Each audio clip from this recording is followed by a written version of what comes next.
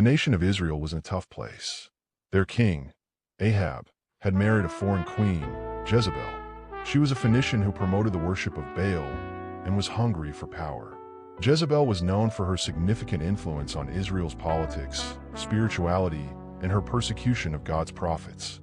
Jezebel was also known for her cunning and ambition, often using manipulation to achieve her goals.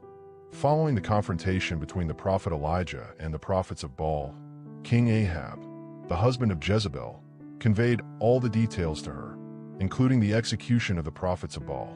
However, Jezebel remained unfazed. Instead, she pledged to take Elijah's life. She immediately sent a messenger to Elijah, threatening him. The message said, "The gods will get you for this, and I will get even with you. By this time tomorrow you will be as dead as any one of those prophets you killed."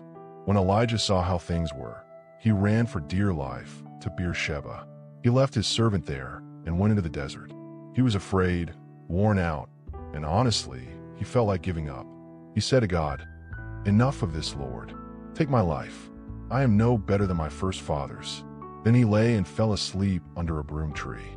Suddenly, an angel shook him awake to get up and eat. He looked around, and to his surprise, food was provided for him.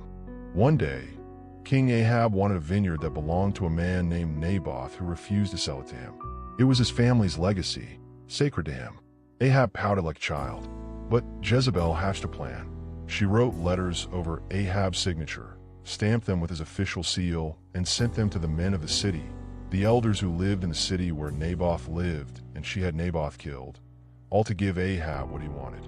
Then the Lord said to Elijah, "Go down and meet Ahab, the king of Israel. He will be at Naboth's vineyard claiming it for himself. Tell him, because of what you've done, there will be consequences. Your family will fall. Dogs will lick your blood at the very place where they licked the blood of Naboth. Jezebel will be judged." Jezebel laughed it off. She believed she was untouchable, but she was wrong. God's word was not to return void. Years passed. A new warrior, Jehu, came to bring justice. Jezebel tried one last time to charm her way out. She put makeup, beautified herself, and still had that same defiance. And she stood by the window. But this time around, it didn't work. Her own servants turned on her. They threw her out the window, and Jezebel fell to her death. Her ending was tragic. Every detail of the message from God, which he spoke through prophet Elijah, was fulfilled. The narrative of Jezebel illustrates that it is impossible for anyone to challenge God and emerge victorious. God is omnipotent, all-powerful, making it impossible for any of his